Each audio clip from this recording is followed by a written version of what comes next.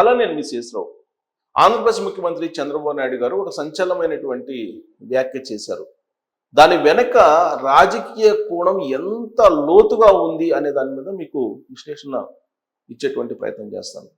గోదావరి జలాలను ఎన్నైనా వాడుకోండి అని చెప్పి తెలంగాణ వాళ్ళకి ఒక రకంగా తెల్ల కాగితం మీద ఆయన రాసిచ్చినట్టు కూడా చెప్పారు. గోదావరి జలాలను ఎన్ని ఉపయోగించుకున్నా కానీ అభ్యంతరం లేదు అనేటువంటి విషయాన్ని చెప్తూ కాళేశ్వరం ప్రాజెక్టు నిర్మిస్తున్నప్పుడు అడ్డుకోలేదు, కాళేశ్వరం ప్రాజెక్టుని నిర్మించుకొని తెలంగాణలో సస్యశ్యామలం చెయ్యాలని చెప్పేసి కోరుకున్నానని చెప్పేసి ఆయన ప్రస్తావించారు. ఆ రోజున 2014 నుంచి 2018 వరకు కేసీఆర్ గారు ముఖ్యమంత్రిగా ఉన్నారు. 2014 నుంచి 19 వరకు ఆంధ్రప్రదేశ్లో చంద్రబాబు గారు ముఖ్యమంత్రిగా ఉన్నారు. ఆ సమయంలో కాళేశ్వరం శంకుస్థాపన చేసి కాళేశ్వరం ప్రాజెక్టు కట్టి దాని ద్వారా నీళ్లని తెలంగాణ భూములకు అందించడానికి అభ్యంతరం పెట్టలేదు అనేటువంటి విషయాన్ని చంద్రబాబు గారు చెప్తూ గోదావరి జలాలని ఎన్నైనా సరే ఉపయోగించుకోండి అని చెప్పి తాజాగా ఆయన వ్యాఖ్యానిస్తూ ఆ రోజున కేసీఆర్ గారు చేసినటువంటి కాళేశ్వరం ప్రాజెక్టు నిర్మాణాన్ని ప్రశంసించారు. ఒక రకంగా ఇండైరెక్ట్గా ఎందుకు ఆ విధంగా ప్రశంసించారు, సందర్భం ఏంటి అని అంటే, బనకచర్ల దగ్గర ప్రాజెక్టు కడుతున్నారు. పోలవరం నుంచి బనకచర్లకి గోదావరి జలాల్ని తరలించబోతున్నారు చంద్రబాబు నాయుడు గారు. సరిగ్గా ఈ పాయింట్ దగ్గర గోదావరి జలాల్ని బనకచర్ల ద్వారా తరలించుకుపోతున్నారు అనేటువంటి ఆరోపణల్ని తెలంగాణ ముఖ్యమంత్రి రేవంత్ రెడ్డి గారు చేస్తూ ఉన్నారు. ఆయన క్యాబినెట్లో ఉండేటువంటి కొంతమంది మంత్రులు కూడా అభ్యంతరం పెడుతూ ఉన్నారు. అందుకే చంద్రబాబు నాయుడు గారు రెస్పాండ్ అయ్యారు, గోదావరి జలాలని ఉపయోగించుకుంటే తప్పేంటి అని. ఎందుకంటే సముద్రంలోకి పోయేటువంటి సముద్రంలోకి పోయేటువంటి నీళ్లను ఉపయోగించుకుంటే మీరెందుకు ఉలికి పడతారు అని చెప్పి ఆయన ప్రస్తావిస్తూ కాళేశ్వరం నిర్మాణం కట్టడాన్ని ఆహ్వానించారు. కేసీఆర్ గారు ఆ రోజున గోదావరి మీద కాళేశ్వరం ప్రాజెక్టు కట్టడం మంచిదే అనేటువంటి విషయాన్ని ఆయన ప్రస్తావించారు.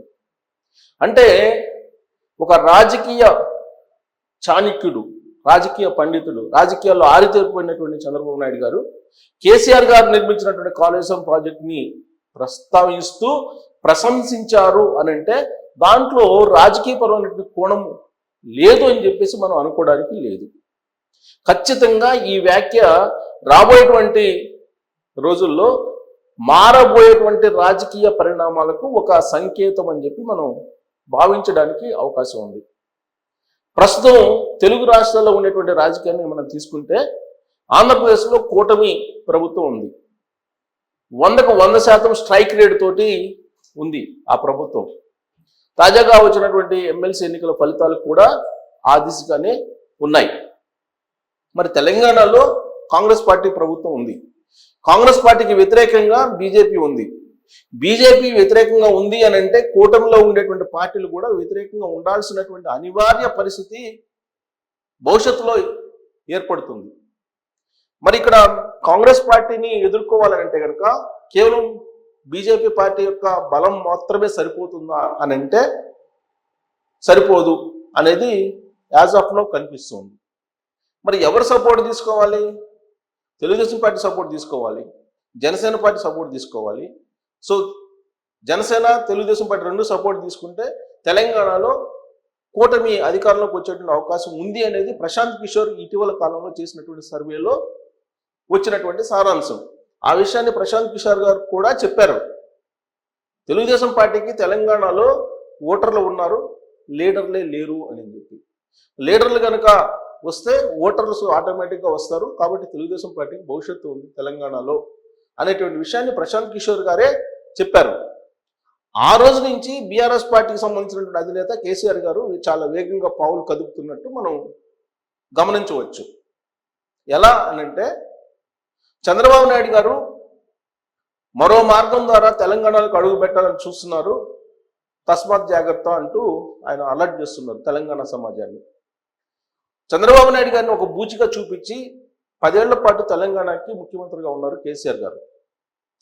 10 ఏళ్ల నుంచి తెలంగాణ సంపదను దాచుకున్నారు విదేశాల్లో అని చెప్పి తెలంగాణ సమాజం 2023 అసెంబ్లీ ఎన్నికల్లో ఆయన్ని గద్దె దించింది తెలంగాణ సమాజం. ఆ రోజు నుంచి ఆయన ఎటు అడుగు వేయాలి రాజకీయంగా అనేది కన్ఫ్యూజన్లో పడిపోయారు ఒక రకంగా చెప్పాలంటే. వాస్తవంగా 2024 లోక్సభ ఎన్నికలు, 2023 అసెంబ్లీ ఎన్నికలకు ముందు దేశ్కి నేతగా ఫోకస్ కావాలని చెప్పి ప్రయత్నం చేశారు ఆయన. చాలా పెద్ద ఎత్తున ఆయన ఖర్చు పెట్టడానికి కూడా సిద్ధమయ్యారు. బలమైనటువంటి రాజకీయ పార్టీలను ఎంచుకొని ఆయా రాష్ట్రాల్లో వాటికి ఫండింగ్ పెట్టడానికి కూడా తాను సిద్ధంగా ఉన్నాననేటువంటి విషయాన్ని కూడా కేసీఆర్ ఆ రోజున చెప్పినటువంటి మాట. ప్రత్యేకమైనటువంటి విమానాన్ని కూడా కొనుగోలు చేయడానికి కొంతమంది పారిశ్రామికవేత్తలు ఫండ్స్ సిద్ధం చేశారు. ప్రత్యేక విమానాన్ని కొనబోతున్నాను, దాదాపు 12 సీట్లు ఉండేటువంటి ప్రత్యేక విమానం కొనబోతున్నానని చెప్పి కూడా ఆయన చెప్పారు. అలాగే కొత్త హెలికాప్టర్లను కూడా బుక్ చేస్తున్నానని చెప్పారు. ఇదంతా కూడా దేశవ్యాప్తంగా బీఆర్ఎస్ పార్టీని బలోపేతం చేసి జాతీయ స్థాయిలో చక్రం తిప్పాలనేటువంటి ఆలోచన కేసీఆర్ గారు చేశారు. ఆ సందర్భంగా అనేక మంది ఆయా రాష్ట్రాల్లో ఉండేటువంటి ముఖ్యమంత్రుల్ని, అలాగే ఆ రాష్ట్రాల్లో ఉండేటువంటి ప్రధానమైనటువంటి పార్టీల అధిపతుల్ని కూడా ఆయన కలిశారు. పశ్చిమ బెంగాల్ వెళ్ళారు, ఢిల్లీ వెళ్ళారు, పంజాబ్ వెళ్ళారు, ఒరిస్సా వెళ్ళారు, తమిళనాడు వెళ్ళారు, ఇలా అనేక ప్రాంతాలకు వెళ్ళారు. ఆయన టార్గెట్ ఏంటంటే 100 లోక్సభ స్థానాలను టార్గెట్గా చేసుకొని ఆ 100 లోక్సభ స్థానాలని ఎక్కువ శాతం గెలుచుకుంటే కనుక ఢిల్లీలో చక్రం తిప్పొచ్చు, ప్రధానమంత్రి కావచ్చు. ఎందుకు కాకూడదు ప్రధానమంత్రి అని చెప్పి ఆయన ప్రెస్ మీట్లోనే విలేకరుల్ని క్వశ్చన్ చేశాడు. ఆయనే ఏం తక్కువ నరేంద్ర మోడీ కన్నా, ఏం తక్కువ, ఎందుకు తక్కువ, అసలు నరేంద్ర మోడీకి ఏం తెలీదు, మొత్తం నీళ్లు వృధా అయిపోతున్నాయి, విద్యుత్తు తయారు చేసుకోలేకపోతున్నారు, అసలు ప్లాన్ అంటూ లేదు నరేంద్ర మోడీకి అసలు. కాబట్టి రాబోయేటువంటి రోజుల్లో తాను ఒక ప్లాన్ ప్రకారం భారతదేశాన్ని అభివృద్ధి చేస్తాను, రైతులందరికీ ఉచితంగా విద్యుత్ ఇస్తానని చెప్పి ఆయన దేశ్కి నేతగా ఎదగాలని చూశారు. కానీ చతికిల పడ్డారు. ఆయనకి తెలంగాణ సమాజమే చేతికించింది. ఆ రోజు నుంచి ఏం చేయాలో అర్థం కాని పరిస్థితుల్లో ఉంటే కాంగ్రెస్ పార్టీ వైపు ఉండాలి, అంటే ఇండియా కూటమి వైపు, లేదా ఎన్డీఏ కూటమి వైపు ఉండాలి. ఏదో ఒక కూటమి వైపు లేకపోతే ప్రాంతీయ పార్టీకి మనుగడ లేదని చెప్పేసి కేటీఆర్ గారే చెప్పారు ఒక సందర్భంలో. కాబట్టి ఇండియా కూటమిలోకి వెళ్ళాలా, ఎన్డీఏ కూటమిలోకి వెళ్ళాలా అనే దాని మీద ఇప్పుడు బీఆర్ఎస్ పార్టీ వాళ్ళు ఆలోచనలో పడ్డారు. ఒకవేళ ఇండియా కూటమిలోకి వెళ్తే కాంగ్రెస్ పార్టీ రాష్ట్రంలో అధికారంలో ఉంది, కాబట్టి బీఆర్ఎస్ పార్టీకి రాష్ట్ర అధికారం చేజిక్కేటువంటి అవకాశం లేదు.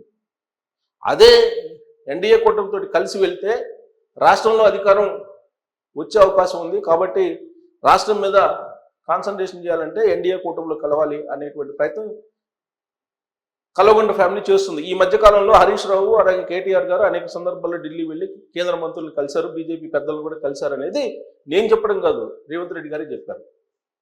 మరి ఇప్పుడు 2 రాష్ట్రాల్లో రాజకీయ పరిణామాలు చంద్రబాబు నాయుడు గారి కన్సర్న్ లేకుండా జరిగేటువంటి ప్రసక్తే లేదు.